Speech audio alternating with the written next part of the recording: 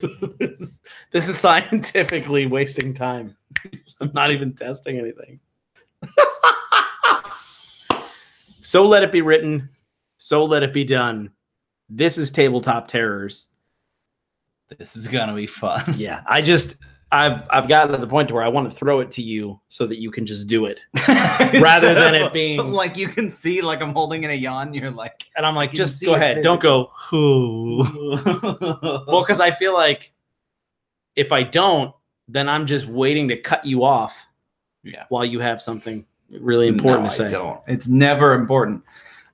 We have a new house that this backdrop is on. I'm realizing now that I feel like the camera is tilted like 100 degrees the wrong way, but it might be. Congratulations on your house. Okay. Yeah, thank you. It's been killer. 2 weeks in a row. James has cooked 3 weeks. Tim wasn't invited the first week. What'd you do? What'd you make? Biscuits and gravy. I was here for that. That was last week. Nope, that was 2 weeks ago. Last week was... Oh, you're right. Was it 3 weeks in a row? Yeah. You're right. No, well, you're just right. because I invited mom and dad over, because really I didn't want to make 12 biscuits and eat 12 biscuits. I was like, I came anyway. People. You did come anyway. Yeah. Yeah, they invited you. Remember, I brought, Timmy's coming. I'm like, oh, you know what? I would have invited him. I brought smoked salmon, whole wheat bagels. Oh, yeah, I did. No, you're right. I forgot. So you were here for that, but it has been 3 weeks. This is the third week. But we're set up, and it's cool. It's cool having a spot. Yeah, that is the coldest spot in the house. I was going to say, we didn't tell them what we did. For 3 weeks in a row, I cooked brunch for my family. Yes, sorry. That was what we did today, is I cooked waffles. We made waffles. And then we put up this backdrop, and my mom was hanging out in here. Sadly, she left. We did tell her you could actually stay here, and I said, I will mic you. That would be a blast. Bear Gaming said, I was about to tweet you guys yesterday asking when you would be back. We planned on working quite a few Sundays in a row. Last Sunday, we put together Tim's patio furniture instead. Yep. The Sunday before that, I think I did something. We've just been basically improving our homes and kind of getting. We took opportunity, as you took the opportunity to move. I was like, well, let me do some spring cleaning and get everything to where we're gonna dig in and finish Dead Man's Guide. I want to have as much. I want my house to be in order. James, is your house in order? Yeah, for 2 weeks, I think 2 weeks in a row, I was moving. We were using the weekend to move stuff and just get moved in. And then the week after that happened to be your wife's birthday. Yeah, exactly. So then you were like, we're going to take that one off too. And then we finally got in here and worked. But we had these panels, but we didn't have enough. We needed more. So we didn't go live that day. We actually did go live on Facebook, I think. Right. But not we didn't talk about the board game we were talking about. And then we had brunch a couple weeks. And then last week we put together patio furniture at Tim's house. Yeah. So this is going to be a Q&A. If you're brand new here and you don't know who we are, we're brothers, Tim and James. We're Tabletop Terrors. And so we are a part of the publishing company Absolute Tabletop. And essentially we're just about learning D&D together and being more creative. That's like our whole thing. So, and I wanted to speak more to what Tim meant. At my apartment, the last apartment we were at, the room we would film in got very, very hot. It didn't matter, mostly because of the lights and the computer was on and all this stuff, but it didn't matter what I put my air on. The room was across the house, the very small apartment, to the air conditioner. It just didn't matter. This house, the air handler is like right there. So the air just comes flowing in here. It's really nice in here with the light on and 2 windows open. And right out in my living room when we get the oven on and a bunch of people, it's so hot. Yeah. So it's beautiful in here. Prime. So it is hot outside, but it's pretty nice in here. So I think we should start things off with the toast because we haven't done it in a long time, and I don't want to wait until the end to do it. And so we will do it at the end also. But I think everyone who is watching, if you're near a drink, grab it, and we're going to do a Tabtarian toast. Grab it together. May you mend the first break. May you kill the first snake, and may you conquer everything you undertake. Sláinte. So I posted and asked for some questions for today, so we're going to be going over that stuff. We had some people reply on Facebook, in our Absolute Tabletop Facebook group, on the Tabletop Terrors page, as well as Twitter. And so I'm just going to go through some of those questions. James, you usually... Do you want me to pull the questions up? That would be amazing. I was going to because I feel like... It would be easier if you did. I will if you can. Yes, if you can keep an eye on the chat. And so here's what we're going to do. If you have questions, also put them in the chat. James tends to pull those and drop them into a notepad. And so we'll also be hitting on those questions. We got some really good questions. Yeah. But can I just say, I'm really thankful for everyone's response. We got a ton of messages of people saying, when are you coming back? We miss you guys. And it might sound strange, but that felt weird because it's just one of those things where I just thought, well, no one will notice that we're gone. Yeah, exactly. I don't know. How do you feel about that? I don't know. Does that make sense? No, I felt the same way. Yeah, like it did hit me when I saw some of the comments that people left, like, oh, when are you coming back? Just a couple, 2 or 3. Yeah. But, over the last couple of weeks, and I just didn't even think, like, me either. What if there was a YouTube channel you watched and they just disappeared? We didn't do a video of like, sorry guys, we're shutting down. It was just like, no, for like 4 weeks in a row, 5 weeks in a row, we just like, oh, we didn't hear a darn thing from Tim and James. Right. If this is a channel you even, watch occasionally. Right. You can usually get something every week, but I'm like, I hate when I load up my favorite YouTube channels and I'm like, oh, they didn't make a new one yet? Like, oh, when is that new one coming out? Well, and also what got me is that more than ever, there are so many YouTube channels, and especially D&D related YouTube channels. So I thought, well, there's plenty of stuff for people to watch. So it was really awesome, and thank you everyone, because we missed you too. So Ben said, it's very toasty here in St. Louis. I don't even want to think about how it is in Florida. And he said, I'm sure it's extra humid out there too. So that was another interesting thing. I learned, I had the sneaking suspicion, but especially when I moved in here, I realized that my apartment was not sealed very well. Right. And it was constantly pretty humid in there. Not like a sauna, but just enough where you think like, is this normal or is there way too much humidity? The humidity in my house now is at like 30% most times. When the air is going and it's not like really, really hot. It goes up a little bit then, but like right now, the humidity in here I think is very low, and that's not something I'm used to. It's a completely different feeling. I love that. And I think that something else, at least for me, you learn what you love about your new house and you learn what you have to deal with and fix within the first couple of weeks. So I'm glad that this room, again, is the coldest room because dude, statistically, our luck is that this would be the hottest room. Yeah, whatever room that's we're just filming, it's going to be life. the hottest room. Since my townhouse, when we were doing stuff, I mean, we have a history of working in the hottest possible places. Two computers, and like lights and stuff, but usually it really warms it up. So I was going to start with the Absolute Tabletop Facebook group. If you are interested in hanging out with us and the publishing company that we're co-owners in, we hang out in the Absolute Tabletop Facebook group. And just search Absolute Tabletop Official. Did you read that post? No.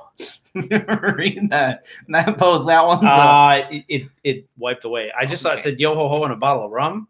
Yeah, the second line was, I'm not laughing at this person, but instead I don't know why they posted in the AppTab group, but they said I don't know. Second line was, that wasn't the AppTab group. That was just my Facebook. Oh, okay. Yeah, no, that was because it said yo ho ho and a bottle of rum. Just got out of the hospital, got hit by a car. And I was like, why? I thought you were in the group. Well, honestly, the group is so close that would be something that you'd post. I was so confused. Why would someone post yo and a bottle of rum before that? Maybe it was a drunk driver. They're burying the lead, as we call it.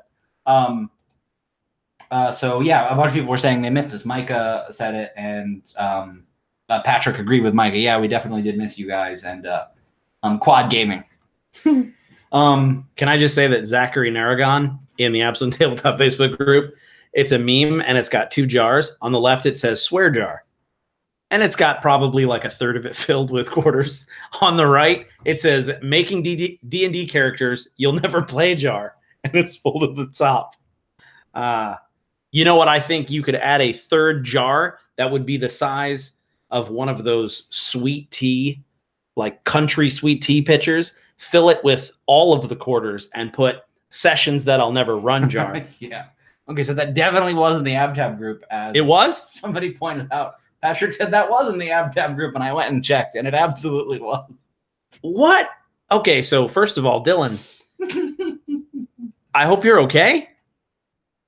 He also chose this really awesome, colorful background. That's what I mean. I'm like, when I read it, it just none of it matched. So I was wrong. That's okay. Let's answer questions. All right, we have a ton. We had to get to bottom. We have a ton of stuff. So we posted and said, hey, what do you guys want us to talk about? What do you want us to basically answer?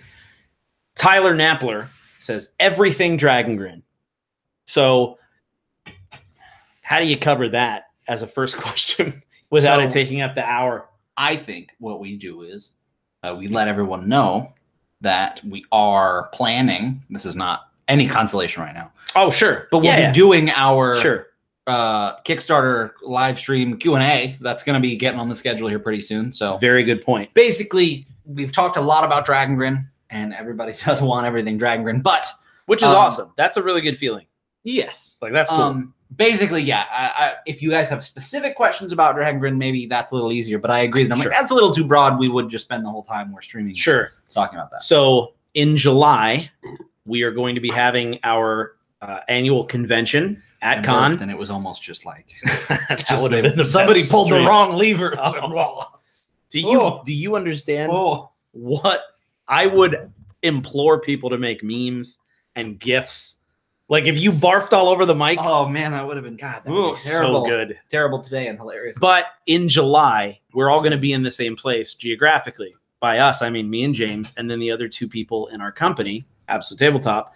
It'll be Barker and Matt. So we're going to take that opportunity to stream the Q&A from the Dead Man's Guide to Dragon Grin Kickstarter that week. We have not nailed down a specific day because we don't know. We don't know yet, and we don't want to make it the one night that Matt's dad is free to let us play his VR stuff. So, but we will schedule. Yes, we will schedule know a little more. We're going to schedule that, and that will be probably everything Dragon Grin. Yes, and I want to be a little more active. There's a Dragon Grin Facebook group, and I have noticed that several people have sent requests to join that recently. I want to be a little more active in there as well. So we will also answer some other Dragon Grin stuff because other people have Dragon Grin questions today. Nicholas Jaquette says, been thinking about combat recently. Would you run a combat where players aren't told what is used against them? Here's an example. The enemy casts a spell and you don't say what it is. If there is an effect, the player will only know when it goes off. There's a rule from Xanathar's to identify spells during combat. Could use that. What do you think? So for me, I haven't run D&D in a while, but in my mind, as far as I know, I probably say it at the end. But usually what I'll do is I'll describe the spell. Sure. But a lot of the spells players know outside if it's a combat spell. Sure. Like there are some classics.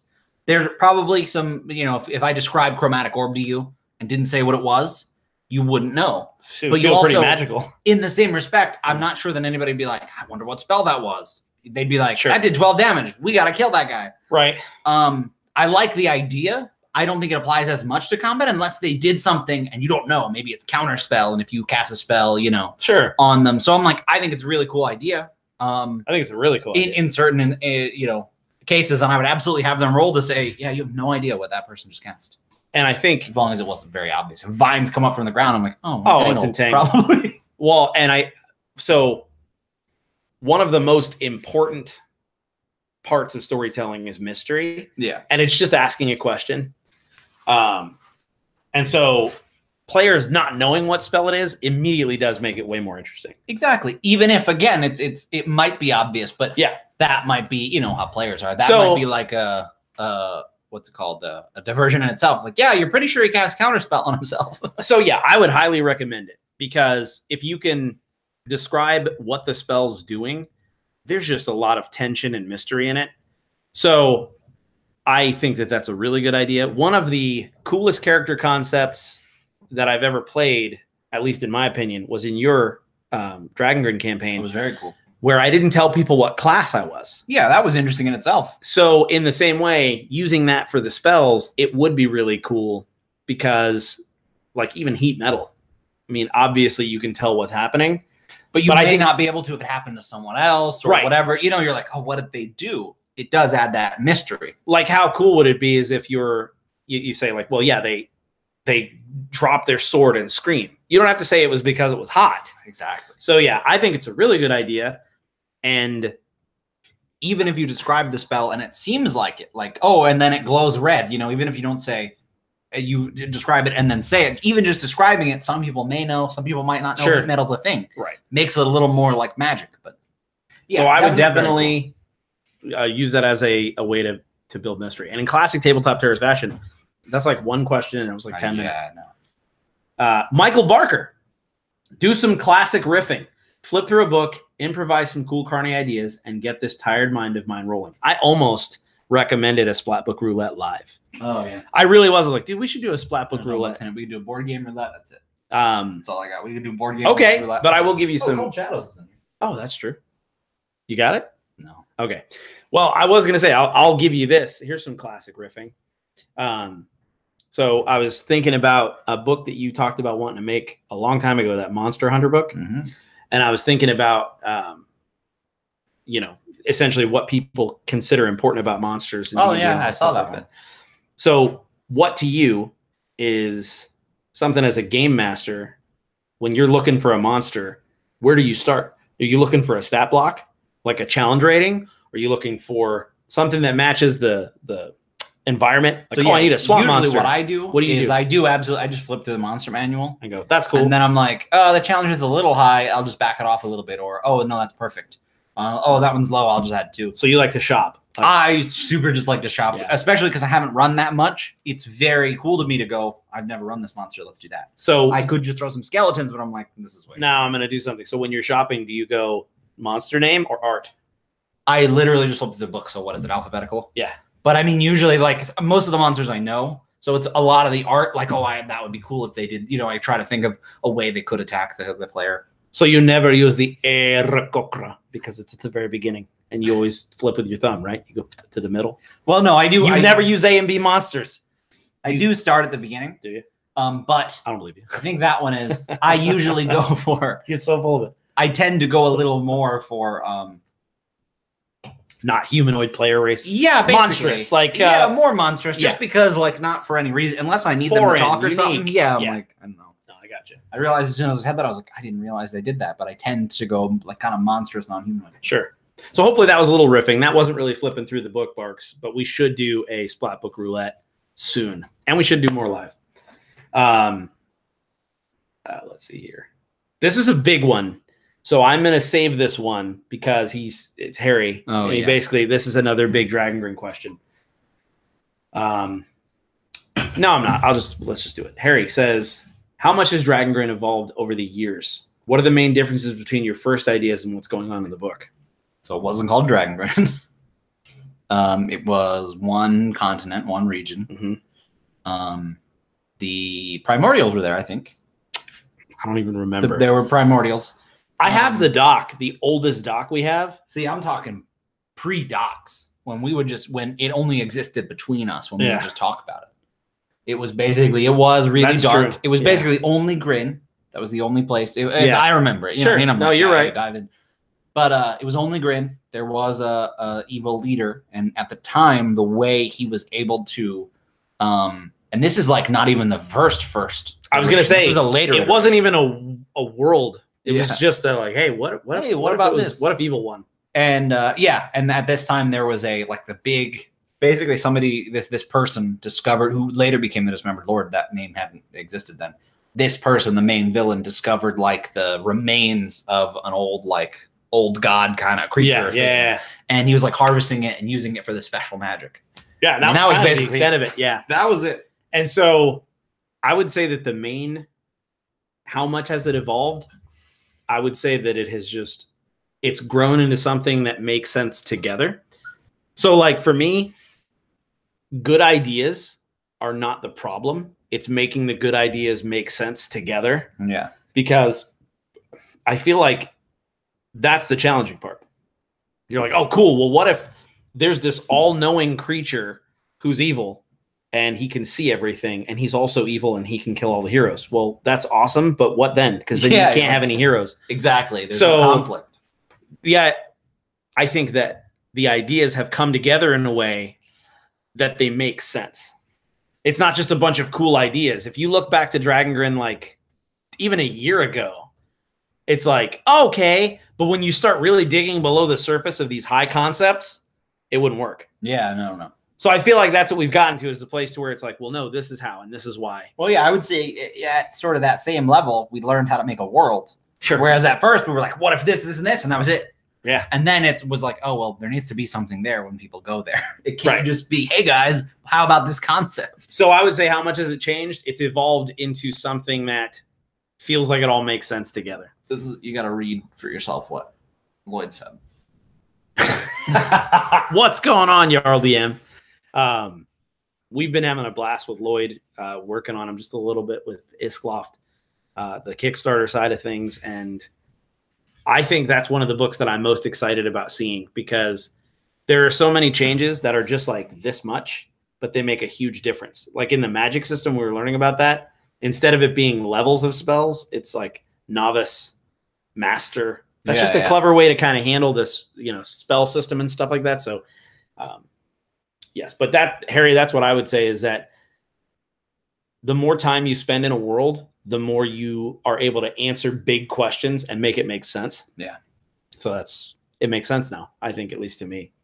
The trick is, already, I wonder if Dragon Grin is going to be exactly what everyone else has pieced together in their mind in the last 3 years. You said you wonder? Because it's never going to happen. No, it won't. But I think the key is making it cool enough that hopefully they'll say, oh, I didn't even think about that. Also, RPGs, they can change it. So, yeah. We have, there were some other questions on the actual Tabletop Terrors Facebook page. I'm going to jump to there and jump back and forth. You got any from the chat?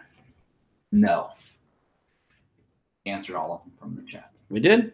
All the questions. We didn't ask the chat for questions. Hey, chat. If you no, you did. Hey, chat. Hey, chat, again. If you have questions for us. You're saying Chad. Hey, Chad. Chad, you specifically. If you have questions, put them in the chat, and I will get them out. Tim did say that. I realize I threw you under the bus there. You know, the less broad, the better, unless you only want us to answer one question. Sure. Or skip it because, hey. Here's one from Jared Rogers. Talk about anything undead. I'm currently writing up a huge horde encounter where the horde has 3 controllers and a demi-lich controlling those 3. It's a huge fight for them, and if they fail or skip it, they doom half the country. I'd skip it. I'm going to take a hard pass. Are you going to do this like annually? Schedule's pretty tight. Oh, so Cameron, okay, we're going to answer that question. I'm sorry, I'll copy these. We'll get to them. Patrick said, between Iskloff, Dragon Grin, and the Mecha Hack, you guys are on a good run. I want to make it very clear that Lloyd is making Iskloff. We are like working with him as like Tim and James. Lightly consulting. What I want to say is Iskloff is not currently an AbTab product, and Lloyd is shouldering that weight. So I just want to make sure that he gets the credit for any and all things you like about Iskloff. We get to show up with a gold belt buckle and brandish it. Bing, bing, bing, bing, bing. I don't know why that's consulting. But as they say in the consulting biz, them's the ropes. Oh, so they said anything undead. Okay, we need to like decide which part of that question we kind of want to handle. What do you want to do there? So it says, okay, any questions or topics you want to hit? So they want us to hit on the topics of undead. So let's talk a little bit about what would you do in your home game. Would you keep undead specific and pretty tropey, or would you try to dial it in and make it different? The thing is, it depends. Like, to me, you're running this. You're running 3 controllers, and they've got different undead. Okay, so what would you do? That's the thing. The reason I was like, we need to decide what we want to handle here is, if you want to know how I would run that, I would just do what Lloyd did in our Iskloft game, which is you have a really big battle, but you just have little combats inside the battle. Sure. Like you see in movies. I'd run like a movie. Sure. And then, you know, the what I now see as the classic way to run combats, what, you know, we came up with for Be a Better Battle Master, which is you give them more choices than they can reasonably handle. It's not just go kill zombies. It's like, usually it's, okay, we need to cut them off here. We need to flank them. It's not just roll a bunch of combat and kill as many zombies as you can. Sure. That's not going to do it. We need to get to the controller. So give them an avenue, you know, make it an interesting combat. Yeah. And a lot of the zombies just kind of make them set dressing because they can kind of hack those down. Sure. And so one of the things we've been doing is we've been writing some encounters for our buddies over at Realmsmith. They're coming out with a loot crate style thing, and we're writing encounters for it.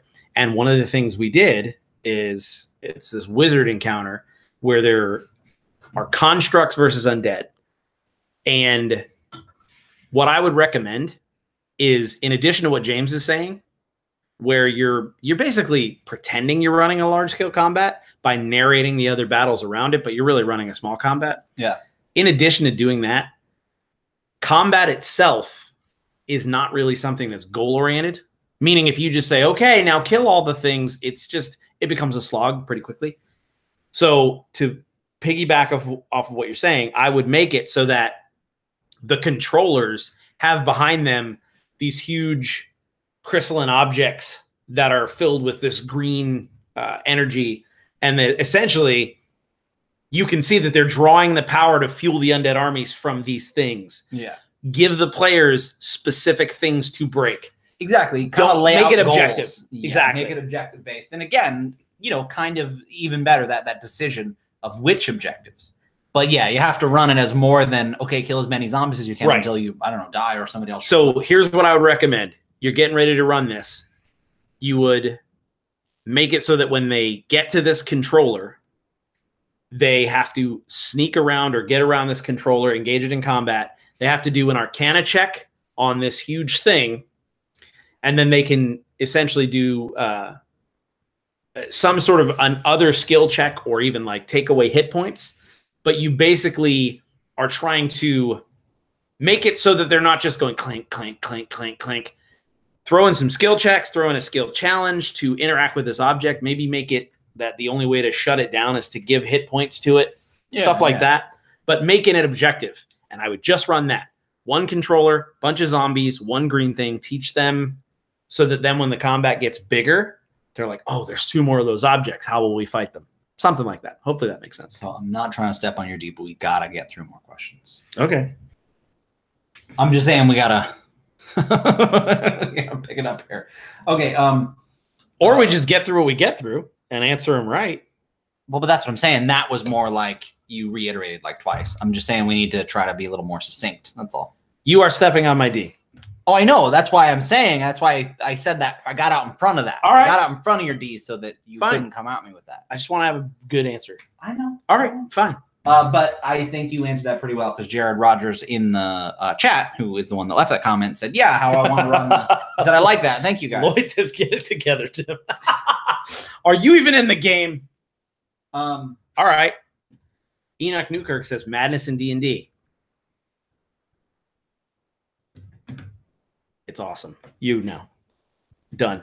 I'm just kidding. Yeah, I was going to say, so there are rules in the Dungeon Master's Guide, which is what most people point to. Hey, there's those that they kind of give you an idea. We'll be touching on some of that stuff in our adventure kit. Our next which is not been in us. Yes. Oh, I know, but there's going to be some madness stuff in there, which I'll give you this quick piece of advice. Most of the madness stuff slows down play and is not great at the table. Because when the character doesn't understand where they are or doesn't realize they have hands or everything's upside down and weird stuff like that, it's a really cool thing to put in a story, but it slows down play and makes it super weird. So just be careful. And the best way to make someone feel like they're crazy is to just narrate stuff that isn't there, make them see things, question things like that. So as far as the rules of madness, it depends how complex you want to get at the table, but it tends to slow things down. So I would just narrate things that are weird, crazy. You look one place, it looks different, stuff like that. Yeah, exactly. Narrative madness versus rules of like, okay, you roll. Okay, for 1d10 hours, you're afraid of light. That's just really hard to run because then it slows down play a lot. So yeah, just got to watch that. All right, come on, get it together. I'm ready. We're on this. There's another one now. We got trolls. So Jarl actually said, what's the least fun part of writing a book? It's the roll tables, right? Which is funny because I feel the complete opposite. That is so funny. The roll tables are like, yeah, that's my favorite part. That's the fun thing. You know, what do you think? What's the least fun for you? This is like the all of it. The all of it? No. It's the least fun for me to come up with exactly what you want to do. You already have the concept, the high concept, I guess. Like not like coming up with the ideas, basically between coming up with the ideas and writing the roll table. So I guess the fluff. I think Lloyd's mentioned that before too. Sure. Sort of like, okay, we know that this thing is this, but now we have to write specifics about it. Sometimes it's hard to take the really cool concept in your head and be like, okay, I need to explain to you why it's cool. I think that is a really good answer because when you say evil has won in the realm, high concept. Quantify it. Give me examples of that. Exactly. To me, that's the hardest part. So Lloyd, not the roll table. Roll tables for me, I destroy roll tables. Yeah. Like that is my favorite thing. I can jump into a D20 roll table and fill it out in minutes. And just now it needs to be edited it's not awesome. Exactly, but I'll never forget. I think Matt timed you when you filled out the we did the Mecha name hack, roll tables. And I was like, it was like 2 minutes. Awesome. The whole roll table in the Mecha hack that generates the mech names was done in like 2 minutes. And it was because especially that I'm like, there are harder roll tables, sure, that was, but like honestly, we've gone through the gauntlet of roll tables with Weapon Master 1, right, or Campaign Master. Campaign Master 2 was another crazy one. So for me, it's writing that block that says, here's everything you need to know in a paragraph about Magic and Dragon Grin. Exactly. Where do you start? How much do you include? Yeah. How do you order it? Do you start with this? Here? So to me, roll table, if roll tables are cake for me, it's figuring out, structuring, quantifying high concepts into blocks of lore that aren't just become history books. Exactly. So making it interesting, usable at the table. So yeah, okay. Oh, Desert King asks, can you explain the giant furry winged monsters? Assuming he means the Typhon. I think somebody mentioned Typhon before. Sure. But yeah, those are people those are not people. They're creatures in Dragon Grin. But that actually goes back to how Dragon Grin has evolved. Sure. When we started, Tim was just like, well, not even when we started. This was a while later. But the idea was like, what is the opposite of a dragon, I think is what you said. Yeah, that was the whole question was, well, what where would like they're so majestic and iconic, I would say. Dungeons and Dragons, like they're in the name of one of the most popular games. We were like, all right, well, what can we do? And it was like the idea of kind of Typhons became an idea. Yeah. We workshopped it a little bit, okay, but we really hit on what they are when doing some concept art for Dragon Grin. Exactly. Like they came alive. Right. It became, especially like with the third eye and all the cool like lore just and stuff. going back and forth with the artists and stuff. It was really cool. But the whole idea is cats and dogs. Like it's like, what would be a thing that would be an apex predator to a dragon? And the easiest way to describe them is they're mammal dragons. So they have furry wings and not exactly. And stuff. So yeah, we're really excited about that section of the book. Do you want to get another one from? Yeah. I think it's time to jump back. It's time to jump back. Yeah, exactly. I'm like, we have so many. You're right. We're certainly never going to get to all. Jose Perez says he listed these. This is 6 things. Yeah. 1, Dragon Grin. 2, Dragon Grin. So we kind of hit on both of those. 3, hot sauce and relish. Okay, for hot sauce, try the Boar's Head red jalapeno sauce. Man. Available at your deli. So good with sandwiches. Oh, we had sandwiches at Tim's house yesterday. For relish, don't get sweet relish, just get plain relish, and you can use it to make tartar sauce quickly. Yeah, I also don't like sweet relish. Ideas on law, order, and punishment in settles in high magic realms. That's a long answer. So here's a very quick hack, which is because that's a long one. I'm going to try to be super quick. Google what the actual laws were in feudal times, medieval times, and just get a ballpark. Unless your players are breaking a lot of laws, I wouldn't give this a lot of thought. Yeah, that's kind of a good way to put it. I would kind of come up with one cool, unique thing. Okay, like one of my favorite things about one of the regions in Dragon Grin, there's this neutral zone called Innis. You are allowed to carry weapons, but you're not allowed to conceal them. So you have to open carry a weapon. But it also means that you can basically be challenged to a duel. Exactly. There's like make one unique law. Yeah, one kind of affects it. You're not allowed to use any sort of X school of magic. Exactly. Yeah, you're just like no illusions, and that's the kind of thing that would, like somebody would forget and just do it, or and it's like, oh man, so, that's the one thing I was supposed to remember was that. And of course, as a good DM, you push them into using it. Like exactly, yeah. Hey, can you make an illusion for us? Hey, mage hand me. So I think that's that answer. How's your weekend going? Oh, I was like, what? That's number 6, 5 on number 5 on the list. Pretty good. Yep. I got some home improvement stuff done yesterday. I went to Lowe's and got well, actually we finished it today. We're putting a shelf up, another shelf in my closet. For board games. For board games, definitely for board games. And so we started it yesterday, but I guess my dad just went home. You're pulling a Tim. Yeah, I couldn't think of what, but basically we were putting a shelf up. We put it together today, then we had brunch, and now we're here. I'm like, it's been a great weekend. It's been a great weekend for me too, yeah. Yeah. And we had sandwiches at Tim's house yesterday. And then number 6, love you guys. Love you too. And then he says cilantro, which I think you mean slancha. Cilantro. Cilantro. It sounds like. Cilantro was my favorite one. Well, it sounds like. What'd you have on your sandwich? Cilantro. Cilantro. And lime. And lime. Jumping back to the Tabletop Terrorist Facebook page. Dragon Grin progress. It's coming along very, very well. It's all coming together. And here's what I want to say very quickly. We've taken everything we've written about the book and we're revisiting it with an eye of how can we use this at the table? Exactly. Pretending that we're going to open our own book to prep.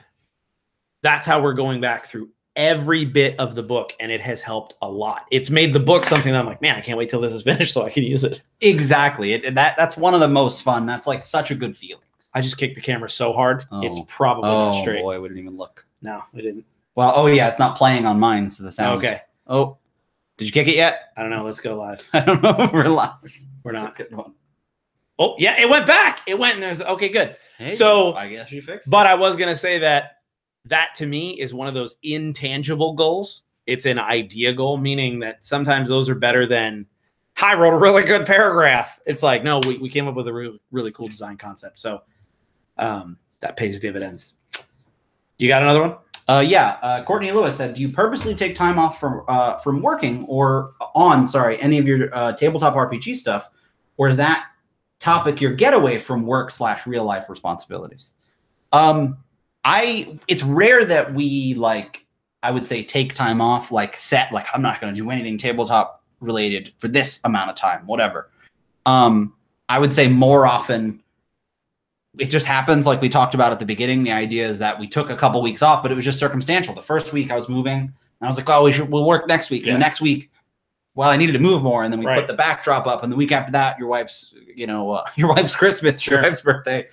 And so my wife's Christmas. It's rare that we're like, you know what, we're done. We do on the holidays usually. Sure. But we worked a bunch on Mecha Hack. We're getting AtCon together, our convention. I'm like, I would say that we're never really I'm not doing anything tabletop. Sure.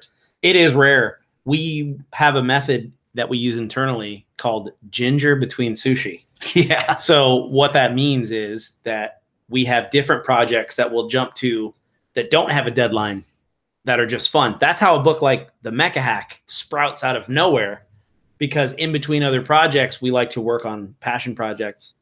Every once in a while, I will take a full sabbatical from tabletop stuff, probably for a weekend. Yeah. I call that sharpening the saw, which is just sometimes you have to leave and come back with a totally new perspective. Like the week after the Kickstarter, I looked at nothing Dragon Grin, because you have to let that stuff solidify in your mind. So yeah, I would say we definitely do that. And I think, yeah, that's the thing. It's never more than a weekend, but it's not because I'm like, oh, I need to get away from it. It's like, I have stuff to do. I'm probably not going to think about it all weekend because I won't think about it. Right.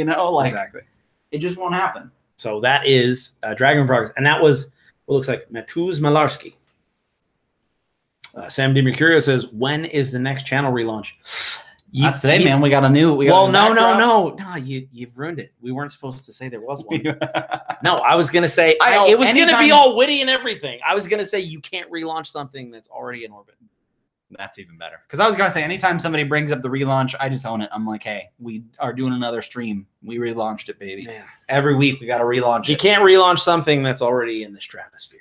Hey, yeah, I do like that better. Right. Jonathan Henry, some really thematically appropriate magic items one might find in Dragon Grin. I love the idea of a sword that is really powerful, but it is the first mass-produced sword in Dragon Grin. Yeah? Yeah, so they found a real cheap way to make them, so they're really durable. And the problem, though, is that the family who made this is haunted by all the souls of the people that the sword kills. Oh, okay, yeah. So well, all of them? Because I imagine if you're mass producing them, it's the military. Yeah. So let's say people are like, you can't use those swords. I'm like, no, you can. People don't stop using them, but only the family of the guy who created the way to mass it is haunted, not the user. Oh, I see. I thought it was just every user. I'm like, there's just thousands of these haunted swords. Like, no. So his whole family is just no, that makes more sense. All up in the because he was themselves up in the castle. That's fair. So what are we gonna call it? The train to Panama. Oh, So the magic item has to be the. What? Did you say the train to Panama? Yeah. So the Orient Express. What? The Orient Express. No, the original sword that was used. Oh, like to take to a mold it cast. is the item, and that's where the haunting comes from. Oh, from the original. Oh, maybe that was it. It was like, I think that was it. It wasn't necessarily the process, but it was the one they chose. They're like, oh, we'll cast the best sword. Right. And they were like, no, one. you can't copy that. Right. And so what do we want to call it? We can call it something like a name like Miller's blank. Like High Life. The champagne of swords. It's called Miller's High Life and a pizza for $7.99 at 7-Eleven. No, it's oh boy. Miller's. This is where having a thesaurus works, because you just go to the thesaurus and you type in sword. I'm going to go to the thesaurus and type in sword. But the Pretender in the chat said, launch it so high that Cthulhu on Mary Jane will think you're overdoing it. That's a good one. I have not heard that one before. My brother Matt, he said, I'm higher than a Freemason. That was a good That one. made us really laugh over waffles. Ben asked, Tim, do you have a Mega Man shirt for every day? No, I wish. He does have a couple. He's got a couple of you. So it's going to be Miller's Cutlass. Miller. Okay, yeah. Something like Miller's Steel. I like that. That's fine with me. That looks like Google. Miller's Glaive. Miller's Saber. So another one, which Miller's Machete. To answer this question directly, I'll just bring it up. I don't know. I'm gonna get to the question. Mastered by Marquise, which I think is Marquise. Is it to be stereotypical Strider? Oh, did you rename your channel? Or are you trolling? I'm just kidding. No, he said, ever thought about doing a DCC? I think a Dungeon Crawl Classics character funnel in Dragon Grin. Which I think we've talked about that before, where it's like you answer questions maybe, and it makes your character, instead of like you start lower than level 1. In Dungeon Crawl Classics, you make a bunch of characters, and the one that lives is your guy. Oh, but it's not. Yeah. You don't. You but thematically. But have the a way bunch, you make them. and you go through, and it's like, oh, this is the one that survived. Yeah, that actually would be a really cool way to do it. But that would add to the grid. I was gonna say, let me get through the question because that will say. Go. But he did say he renamed. Go. But he said, roll up a bunch of level 0 dudes in Dragon Grin, do a quick adventure, and the survivor is those that remain and gains level 1. So I forgot that you made a bunch, even though his question said that I was copying it and I missed it. But the interesting thing is we've done 2 level 0 games in Dragon Grin. Right. Those that remain was one of them, where we didn't really talk about starting level 0, but because we were all didn't have any stuff and were on crosses, I think we all kind of role played like Matt. It was the first time Matt killed someone. Right. And Nate got his. In the session, I think we were like, you guys want to be like level 0 and you can use your level 1 stuff as you go. Nate got his patron. Right. In that. All of those in the key moments.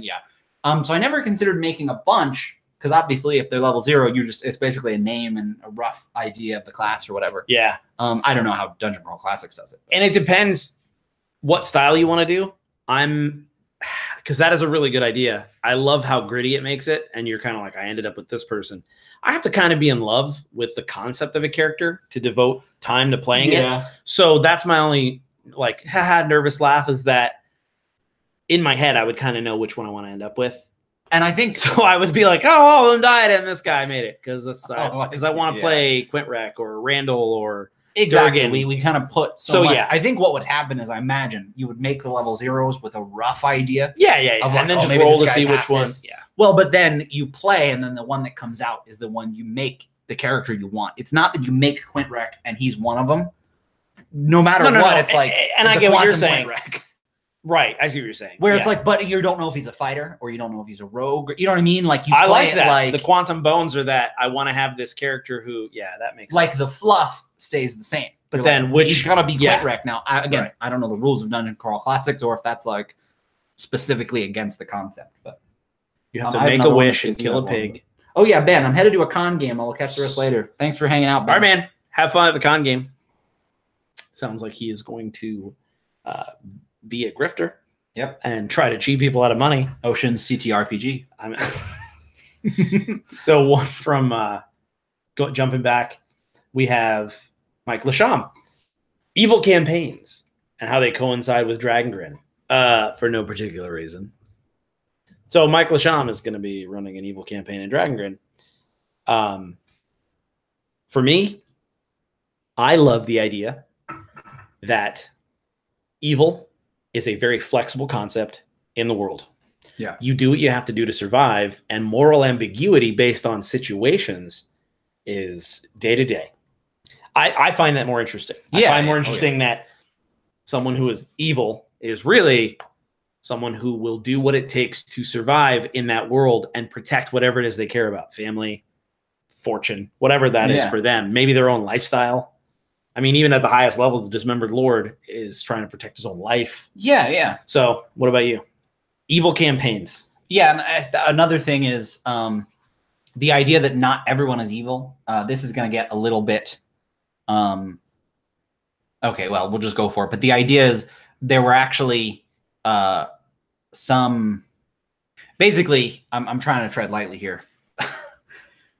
Don't be a jerk in an evil game and use it as an excuse to cheat, lie to each other. And all. That's my only qualm, is that there have to be ground rules in the session 0 among the players about what we're in for. The idea is in some cases, in some bad times in the world, we'll say, like generals or rather whatever the higher ranks would not allow the more like actual human evil people to do some of the worst things. You know, like mass killings and stuff. They'd be like, no, you take too much joy out of that. We kind of want the guys that don't like to do it to do it because you're crazy. You know what I mean? Right. Even the evil guy was like, no, you're taking it too far. Sure. And then, there's a film, Schindler's List.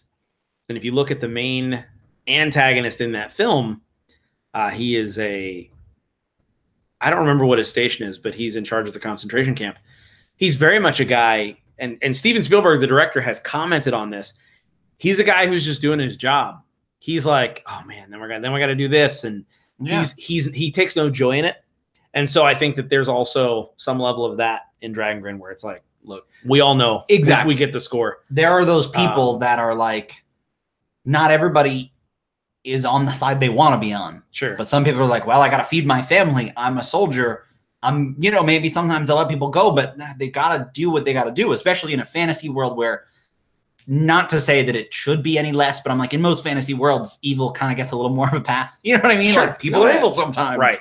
Whereas, yeah, it's a little different. But I would handle it in the session 0 because I would want to play in a game where I'm like, okay, we can be jerks to each other, but I want to make sure I'm not going to get murdered or killed by you guys, because I don't want to play in that game. Yeah.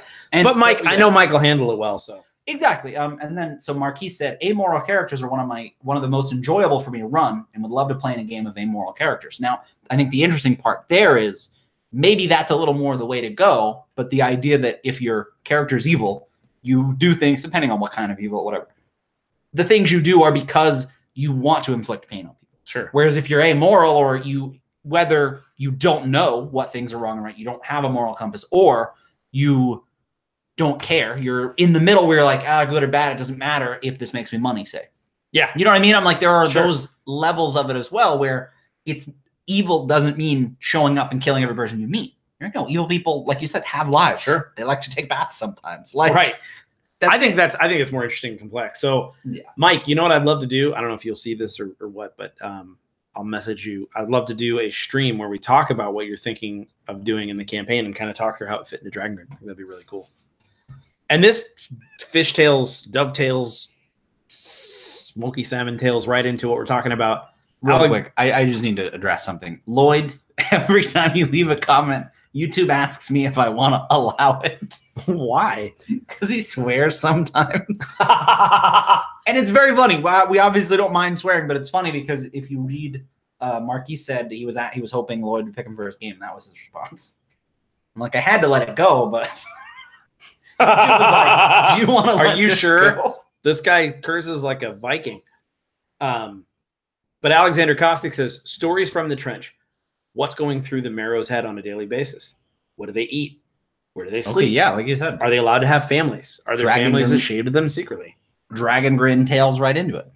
Yeah, and so for me, I loved the idea that some people are specifically like they sign up to be Marrow. Yeah. Because it's one way to protect yourself. Like, hey, I want to be on that side. It's like I said, I'm going to just align myself. Picks the side they're on, or picks the side they want to be on. Right. I also love the idea that there is a draft. I think that there's something really cool about the fact that all citizens at some point have the chance to be drafted, but it's not forever. It's like, hey, you're going to do 2 years as a Marrow or a year, and you have to get up, leave your family, and go do that, and then come back. Yeah. And what kind of a life do you have to come back to where you're like, hey, I'm sorry I had to slash and burn all our neighbors? Exactly. That but kind of stuff. So you had potential, job security, financial security. An adventurer might have died. Right. But a lot of times the adventurers and the people that live in the towns are like, hey, or sorry, not the adventurers. The Marrow and the people that live in the town are like, don't show up, adventurers, because then the Marrow is going to slash and burn our town. Yeah. Like, it creates an interesting, I think, an interesting environment. Right. So to me, the broad answer would be, I want them to be very human. I want them to be that Stormtrooper-esque sort of like Star Wars feel where it's just anyone under that iron mask or whatever. But I think it would be more dynamic and cool to go into a pub and see a Marrow with their helmet sitting on the table just drinking a pint.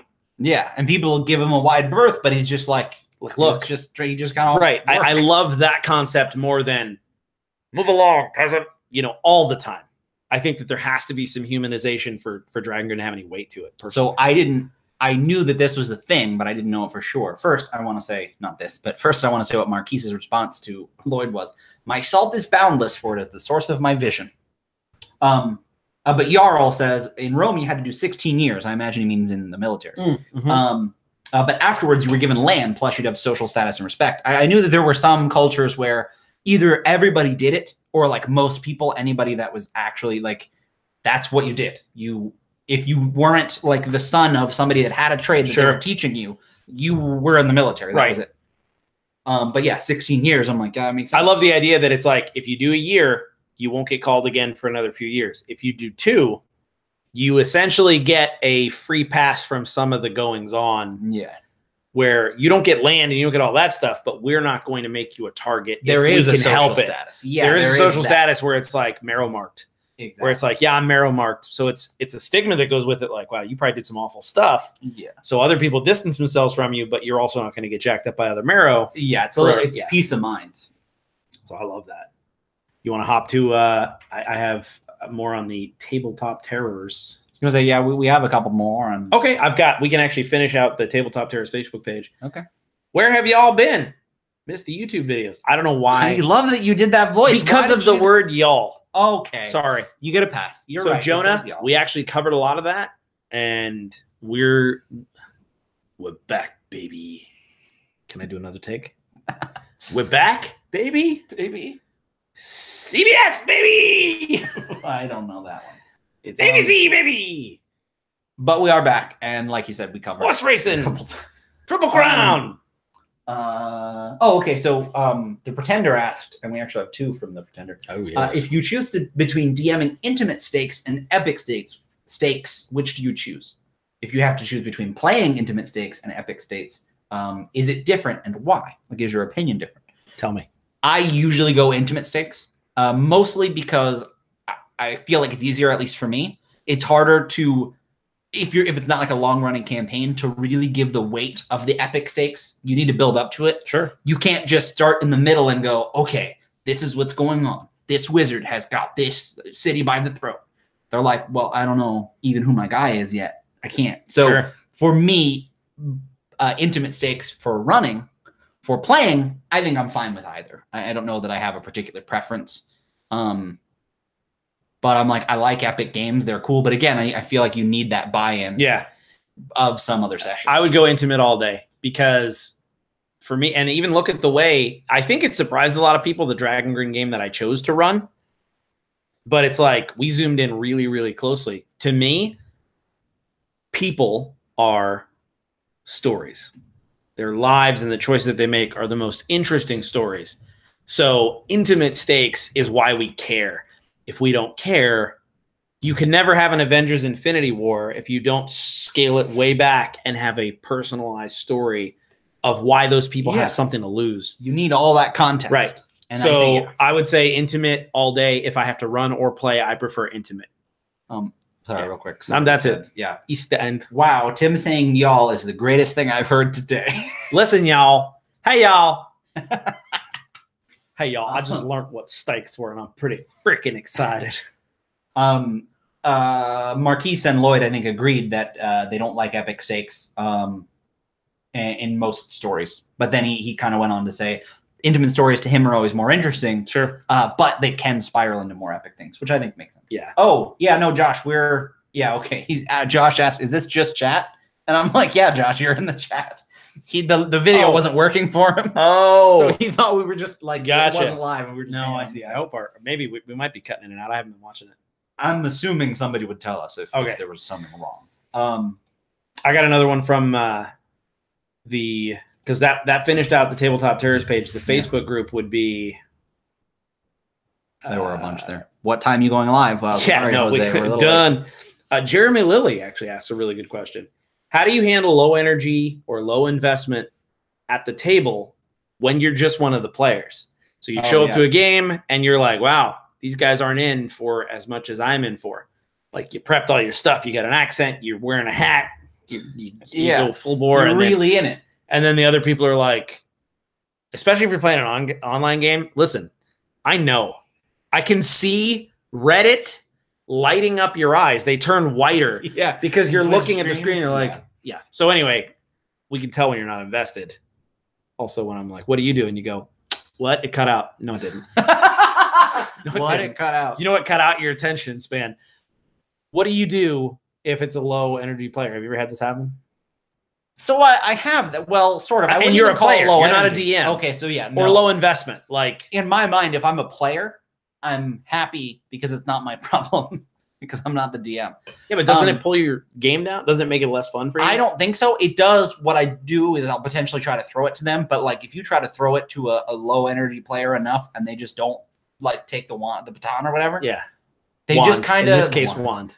They just don't get to really play. I'm like, it's basically they're making their own bed. They showed up. So I'm like, they get to put in as much as they can. And we can kind of throw them some stuff occasionally at any of the players.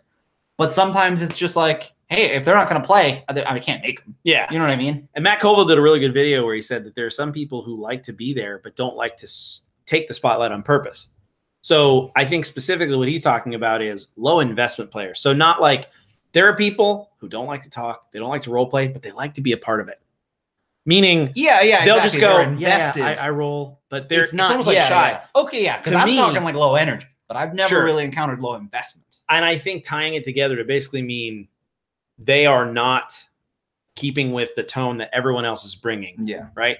So as a player, I think, honestly, like you said, I would try to throw it to them or have a role play moment to kind of like get them started. Let's see what we can do here. If they kept on just kind of phoning it in like, oh, is it my turn? Yeah, I'm going to – how far away is he?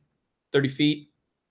Yeah, I do shoot a crossbow. Okay. Orb of nonchalance. What I would do, I would just key in on some of the other players and try to make some good moments. Yeah. Like I would just start sort of omitting that player. Like you said, but as a player, it's not on you. The question is the dimension of if you're a player, you're like, I hate to say this, but I'm like, it's kind of not my problem. Right. But they get to play as much as they can. I'm going to try to throw it to them, but eventually I'm going to give up. If they're giving me nothing, I'm like, you got to now make your own. Yep. You got to make your own cookies. Well, and then I'd key in on, keep giving you mine and you're just throwing them away. I'd key in on stuff that the DM is looking for. So I would try to shoulder some of the weight. And then I would also be, like I said, there's usually one or two other high energy players. I would key in and try to make some cool moments. Exactly. Because I think that was an important distinction. Low investment versus, because like I've had plenty of low investment players with board games. They just they're not buying in. I'm like, you can't make them interested. No. It doesn't matter. And if you're taking their turn every time, it's just twice. So yeah, that's kind of what I would do. So Jeremy, I don't know if you'll ever see this, but I love your pretender said, I've had to ask people to not eat oatmeal out of a plastic bag that's sitting on top of their mic while playing. Or to try to distract others by showing them memes. I don't know what you imagined, but I imagined a bag on top of this. Like I mean like it's just a grocery bag. Yeah. That they've they just made oatmeal in there. Like I don't have a bowl. You're eating soup out of a plate. Cameron Desert King said, I felt like I was a high energy or a high investment player until I joined AbTab and met some of these players. It's all perspective. That's true. That is true. So I got more. You out? Oh, no, I think I did have one more. Oh, well, okay. So there was one that the Pretender had that was kind of very similar, but was what experience do you have with trying to get players to be emotional, provided they agreed to it beforehand? Can you plan emotional moments, or is that up to the players?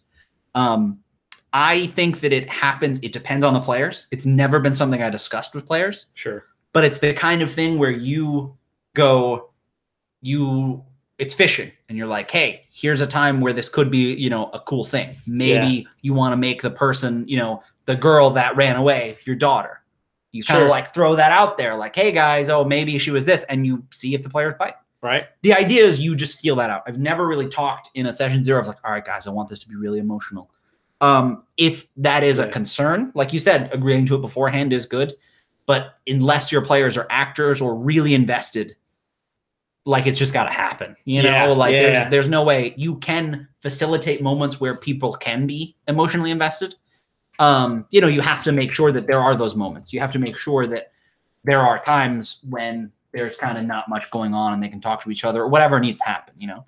If it's just all combat and dungeon crawling, I'm like, you're probably not going to. And I was going to say that I love watching documentaries on comedy, and some things you said reminded me of that.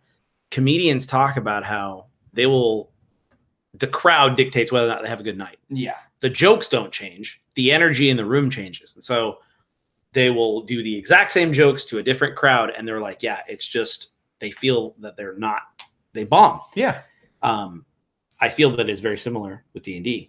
And it's that you can have this whole thing planned, but one of the most important things is that you have to play to the room.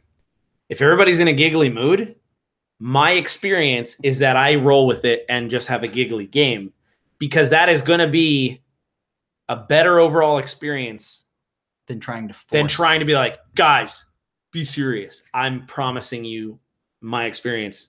So even if you kind of have a heavy game and it's giggly, you can still have like important. It's not like the game changes. That's every Dragon Grin game to me. Yeah, we are making jokes, but then so to me, the key to an emotional moment, you have to make the players care about something, or affect something they care about, because that's the only way to make it emotional. Meaning, I'm not going to be like, and then as you look through the window, a dog gets kicked. It's like, what?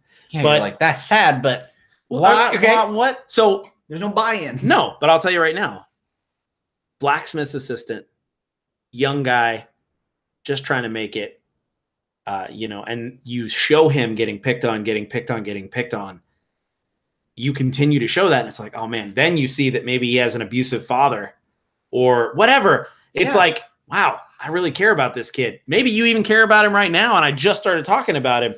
Then have something happen so that kid needs to make a choice or is in trouble, and now all of a sudden the characters are having an emotional moment. Exactly. So yeah, that's it. It kind of has to happen. I realized, like a jerk, that the one thing I didn't do was go on Twitter. Check Twitter. Our very own Matt Click responded. Oh boy, way back. Oh bananas. Okay, well while you find. Well, I have it. Okay, yeah. So you go ahead, but we have to hit on this. And okay, yeah. Just at the very beginning, Quad Gaming asked, he's trying to prep a session to flesh out his world, but he may only have one player. Any pointers? I thought that was relatively quick one, because I was going to say, I don't think you need a lot of players, especially if it's to flesh out your world. Even just one person asking you a question of like, oh, what kinds of things do they sell at the market? You know, where I don't know, just those little things that you wouldn't think of that can flesh out your world. Yeah. There's nothing wrong with having one player, basically. Sure. It might be a little weird at first, but play D&D with one person, you know? Yeah, because the thing about fleshing out the world is I tend to not mess with stuff that the players don't touch anyway. So see what that player's interested in and what they're wanting to play, and then that gives you stuff to focus on. The hard part is to think, well, what do I want to make the world? What do I want to world build? Exactly. But when you have one player and they go, hey, so I want to be a paladin. Okay, well now you got to world build at least some pantheon or something. Exactly. You're doing that. What you need to come up with. And what they're interested in as a player and a character, whatever they're going to touch, that's the stuff I'll just put some points on, and then exactly, and then you kind of build a world. Right. You don't answer questions that aren't asked yet is basically my advice. Exactly, and you don't try to come up with small of a ones scale. But okay, so I think we can end with Matt's question. Okay, yeah. Which sorry, Matt. and everyone. We had a few people on Twitter who asked some things, but and we had a bunch of questions because we asked beforehand. We did. People tend in chat to give us enough like fodder. Sure. But we were like, hey, everybody, give me all your questions. Yep. And they did. And you did. So, excuse me. Man, yeah, we have a lot more. Riddles, puzzles. We're not going to do this. Exactly. We have a ton of them. Yeah, there's a bunch. We can start with these next time. So Matt's question on Twitter is, because we asked what do you want to talk about? He says, game prep, tweaking stat blocks, coming up with NPCs. So those are 3 things that I think are very, very common questions. Can I just say that lately, I'm not sure what it is. Everyone seems to be on like this huge NPC kick. Yeah, we're just like, that's what they... Well, yeah. But for a while, it's like, well, how do you prep? How do you prep? Everything goes in waves. That was it. Yeah. I feel like everyone's like, how do you make NPCs? How do you make NPCs? It's just like the hot button right now. It's the thing right now where people are like, wait, there's a cool way to make them? do it? Yeah. So it's not just making a character? So what do you want to tackle here? These are 3 questions. So, I could do game prep. Yeah, you can do game prep because we talked about my game prep and it's not even worth touching on. James wings it.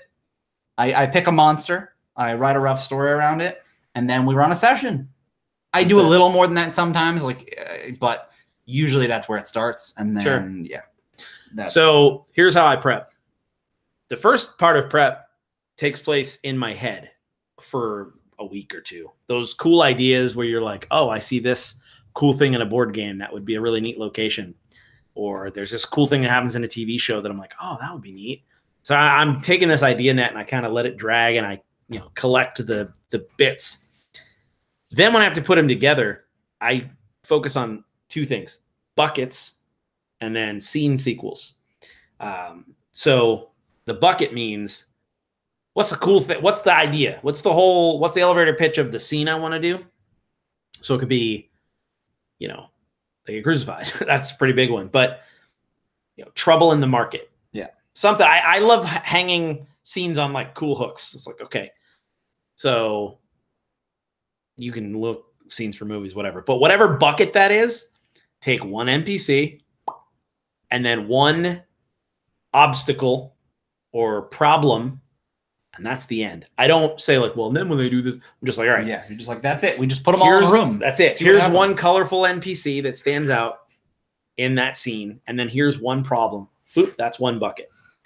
I do that like 2-3 times, and I have those ready. And then I do what I call a scene sequel, which means I look at the game that happened last time. It could be anything. What is the sequel to a choice you guys made last time? Exactly. It could be small. What did it mean? What had happened? Yep. Just boop. And so I just go, okay, well, they claimed they did this to a goblin last time.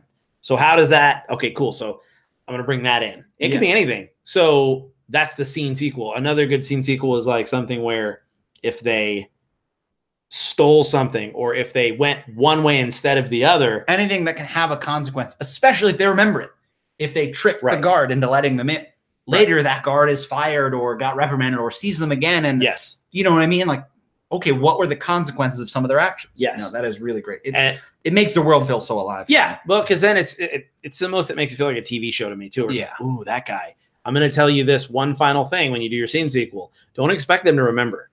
Tell them outright. It is totally okay to say, and when the person steps out of the shadows, it's Brahm, the guard you double-crossed last session. Yeah, like just give it to the fun part of the game is not them trying to remember. Right. So don't be like, it's Brahm, and blank faces make you sad. It's like, what? And they're like, can I roll to see who that guy is? Like, people are looking to see what their character's name is. Exactly. So anyway, that's my prep method, and I do that like kind of lather, rinse, repeat. As far as tweaking stat blocks, I didn't realize that this was like something that people did, but I don't use stat blocks. I like when they're like, okay, so you have a monster. I mean, I look at them, but I don't use everything in them. I go, okay, they have like a +6 just on whatever. And I'm like, all right, they attack +6. They got to make a save +6. I'm like, I just did it the laziest way possible. Yeah. But I realized that a lot of people do that. They're like, no, this is the monster. You should use an adventure kit. Well, but exactly. That's what I mean. This was like before. When anytime I would run combat, I was just like, all you need to know is how much damage it does. And the dice, they have some sort of plus. And then if they have abilities. And I'm like, and then hit points. But I usually base the hit points on how the combat is going and how much I want to tax them. As well as the damage too. I just like on the fly. I'm just like, all right, that thing has a few more hit points, but you know what? This is dragging on. We're just gonna kill it. Yeah. Or you know what? This needs to be harder. You know what I mean? I'm gonna make it hit a little harder, and something changes. Like I just completely wing the stat blocks. That's fine. The adventure kit does it really well if you want the same thing written. Well, because the math of the way that 5th edition is written is in these pretty big tiers. Yeah. And there's 5 of them, and it's like, okay, from level 1 through 4, it's anywhere between this and this. And the math tends to shake out on an average. So how do I tweak stat blocks? You'll hear me say this a lot, but what I will typically do is raise the damage of a monster and lower the hit points. That's the first thing I'm going to do because I don't want combats to be long, and I want them to feel dangerous. It's the quickest way to do it. Yeah, is to do that. The other thing is I always want a creature to have some sort of thing. Even if it's a goblin, I want there to be a unique thing that they can do aside from just bang, bang. So I flip through and I'll pull something from another creature super quick. So like, this is a drastic example, but as far as modifying stat blocks, I'll give the goblins paralyzing poison on their weapon. Yeah. But I'll just go to a creature that paralyzes and pull that. Yeah. And then you're just like, hey, just transplant it. Yeah. I don't need to figure out how many rounds, whatever. I'm like, well, what does this do? Right. And one of the cool things in D&D 5e is the recharge where you roll and you only use the ability if it's a 5 or a 6. I'll put something like that on a recharge. But it makes goblins feel really unique. So that's how I'll do it. Lower the number of hit points, raise the number of damage. Just if in a pinch, just add a d6 to whatever they do. And then pull in abilities from another monster. That's what Marquis said. He said he loves to let him do max damage and max damage is also a way to do it. Just like that's it. Yep. Just each time. And never be afraid to let a monster surrender or run. Especially if you feel like the combat's slogging.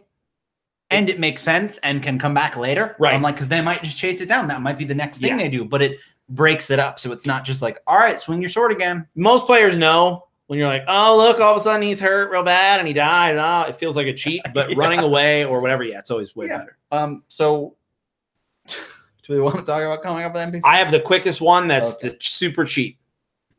I just 100% absolutely steal characters from everything ever. Yep. Like the way I think of an NPC, and you need to think of this too, I'm telling you. If they are not a good enough actor, they shouldn't have a speaking part. Yeah, no, that's fair. Don't put throwaway NPCs in your world. Yeah. Everyone should have a cool personality. And if you are like, well, that's just a lot to come up with, well, then have them recur. Exactly. That's the Justified trick. Yeah. Everyone does something in the show Justified, and it's like a season later, you're like, oh, I remember. Oh, that guy is he would also do that. Bank robber, so he would probably rob this too. Yeah. But I'll give you an example. In a recent game I ran, one of the people is Loki. If you can't do an accent, just describe Loki acting like Loki. But I made Loki. He's not like some big god thing. I'm just like, okay, no, this is Tom Hiddleston as Loki. That's like, it. My brother Thor. That doesn't sound like Tom Hiddleston. That sounds like me doing a voice, and you're not going to be like, oh, hey, it's Loki. Yeah, you're just like, oh, that's another voice. Yeah. And you would never. So cast them. Just cast them with cool actors you like and have a document where you have those actors' faces pulled up and look at the actor's face when you do the character. That's pretty much it. But just don't cast like extras as NPCs. That's my number one thought. That's how I do it, is I just steal characters and actors from other stuff. All right, so we'll end with this question. What was the biggest DM mistake you've made but didn't realize it at the time? You want to go first? My biggest DM mistake is I described a hallway too much, and they refused to go down it without checking for traps like 10 times. And then I said, guys, there's not traps, and they still did. And I'm like, I screwed up. That was my fault. It was a long description. I rambled way too much. That's what I did. That was my biggest mistake, that at the time I was like, what happened there? Listen, I'm cheating again. Okay. I'm pulling a big Tim. I'm going to do 2. I'll make them quick. No, that's okay. Yeah. You can do 2. The first one is I crammed about a half a campaign's stuff into one session, not realizing into 3 sessions if you did it by time. Yeah, at least. It was like 7 hours. It was like 7 hours, but I ran a one-shot for my friends a while back, and it was, dude, God. There were 5 climaxes. So that's the biggest thing is overstuffing sessions. Don't do it. It's better to leave people wanting more. Yeah. And think, wow, if you can keep your games to like 2 hours, oh man, your friends will love you. Oh, but we all get together and everyone brings their food and all that. That's fine. Stretch it out to 3 or 4 if you have to. And honestly, and do whatever you want. But I'm just letting you know. To me, it's different for online games. A sure. 2.5 hour online game is great, but I'm like, I get it. When everybody comes over and eat, I'm like, we're not really playing for 7 hours. No, in your case, we really did. But I mean, like, for 2 hours you play, and then you go hang out and you have a couple beers and you have the pizza that came, whatever, and then you play some more, and then you're hanging out later. You know, it's a little different. Right. So that's the first one. The second one is I didn't know how to DM. Yeah. And so the first Copper Jackals one-shot I ran, I was like, it's going to be high octane, special forces, like whatever. I set it up way too long. Yeah. I had to do 2 sessions because the whole first session was like this role play about, it's just bad DMing because I should have cut to them parasailing in to the huge monster. Exactly. With a little bit of explanation here and there and interspersed while they did stuff. Yeah. Narrate the opening line should have been, narrate to me what it looks like as you drop from the sky onto this construct. Boom, high octane action. So that was like 2-3 years ago, 3-4 years ago, whatever it was. But that was my second biggest mistake is I promised the players one thing, and then through an experience, I delivered them something totally not. And it broke the contract I made with them. One of them even messaged me like, hey, I didn't like that. Yeah. And it was true. It was like, oh, that's fair. It's like, fair enough. At the time, I didn't understand. I'm like, what do you mean? I tried so hard. But now I get it. Yeah, it's easy to get it now. So, okay. So that's the end of the stream. You want to just sit here silently for a little while and just do the DVD menu? Yeah. You want to? There's a really funny gag from that Michelin Web look. It's got a loop. Oh my god. It's like the song always goes, yeah. They don't, it's like, couldn't you guys spend an extra $5 to pay an intern to find a loopable song? To me, that's the last thing they do that they always forget. It's like, I think it's a third-party company. Well, but what I'm saying is like, it's always so rushed. They're like, no, man, you just cut it at 20 seconds. It doesn't matter. We don't care. We don't get it out. That's it. Do you know why? They're just done dealing with it. No, why? Because the menu screen has never affected the sales. Yeah. They're like, they're like, why do we need DVD? There's a menu. Why doesn't it just play when you go? I'm not going to buy that DVD. Their menu screens are trash. No one has said that ever. Josh said, we finally had to resort to whiteboard with initiative and sand timers to cut down craziness of over talking and missing turns. Good grief. I do like the idea. Yeah. I do like that idea where it's not like, hey, it's not an amount of time that you can't get anything done, but it's an amount of time where you have to make a decision and you have to explain it succinctly so that it's not like, and then, but then, and then, and you're like, no, you do an action surge, you swing. Do you hit? No. Okay. Next turn, Yeah. Not that you have to rush it, but you're like, there is a sweet spot for a turn length. And the more players you have, the more sensitive you have to be to that. You can't be taking them Tim Carney turns. Like last Dragon game, I was loving it, but all of you were taking Tim Carney turns. Oh man, yeah. I was like, what up, though? But that's it. We have other questions. I will really try to grab the ones that we didn't get to and put them into a doc for the next stream, so that we already start with some in the hopper. But thank you for tuning in. Thanks for hanging out. We will try to do this more often. Do you have any final thoughts you want to share with me? Throw out there. No, people don't believe that I'm in my new house unless they see the stream last time, because this is the same. This room is way better. None of these final thoughts are things that matter to people. Just like they matter to me. The thoughts I have now, and it's at the end of the stream, so they're final thoughts. They matter to me. And then I didn't have nearly enough Rockstar in this can. Like I feel it, but I'm like, I just wanted to drink more of it. Yeah, I was feeling that too. I almost bought us too, but finishing a second one by 6:30 is just it makes for an interesting night. You got to start them earlier. Yeah. I should have got one for the shelf building. But the Amish barn raising. We didn't know. Yeah, no. Yeah. Okay. If you're here this long, let's do a one where we do a thing what they say it at the end if they say it. If you've stayed. Harry says, one final question. James, Overwatch tonight? Almost certainly, Harry. I will see you there, or I will possibly be square, but it's more likely that I will see you there. Is that a new board game you kids are playing? It is, yeah. Overwatch board game. That's awesome. I can't come up with any jokes about it, so let's end the stream. That sounds good to me. So, oh boy. All right. So if you made it to the end of the stream, what do you want people to say? Eclipse phase days? I am able to look around this room and put together why you said that. We'll instead say... You look around. Yeah, we'll say Siger. You got to say Siger.